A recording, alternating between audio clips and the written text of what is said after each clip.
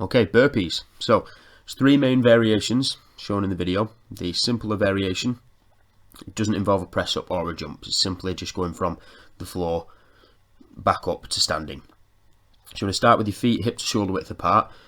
Reach down, put your hands on the ground, and then jump your feet back into the press up position. And then all you're going to do from here, once your body is fully straight and your abs are tight, jump your feet back in, aiming to get them flat on the floor, taking your hands off the ground and standing up again. One of the main tips that I say to people here is to bring your feet back in slightly wider than when you set off. It's easier to get your feet flat on the floor and it makes the stand much easier and much more efficient. The progression from there is to throw in a press up. So again, reaching your hands down to the ground, jumping your feet back, simply lower your body down to the floor in a press up position, press back through, stand it back up again. And then the final progression is to add in a jump. So hands down to the floor, jump back into the press up position, perform the press up, and then when you bring your feet in, again, if you brought them in slightly wider, it'll be easier to get your feet flat on the ground. You simply just jump into the air, land nice and soft, absorbing the landing, and then jump into the next rep.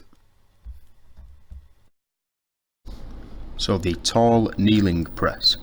It's a vertical pushing variation that emphasises core stability, but doesn't necessarily allow for the same amount of compensations that we see with exercises like the standing military press.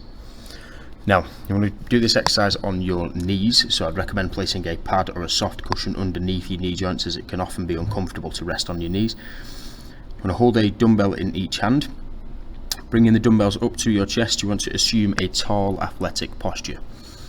So what we tend to see when people position themselves on the knees is they can't get full hip extension due to tightness around their quads and hips. So just make sure that you're reinforcing that throughout the course of the movement. So squeezing your glutes and drawing your stomach in, making sure that your hips are stacked on top of the knee joint and your shoulders are over your hips. Keeping your elbows underneath your wrists, and again reinforcing that tall posture. You want to press the weights overhead. Now again, as soon as you initiate the press, a common compensation that we tend to see with people in any vertical pushing movement is hyperextending their lower back, so arching through the lower back. But obviously when you're on your knees and we're challenging that stability a little bit, when you do that, your centre of mass will shift a little bit more, so you're more likely to lose your balance. So it can be much harder to press within this position, so the weight will be significantly lighter. But again, just focus on control, focus on reinforcing all the postural points that we talked about, pressing the weights until your arms are fully extended and the knuckles are in line with the back of your head, and then slowly lower back down to the start position and repeat.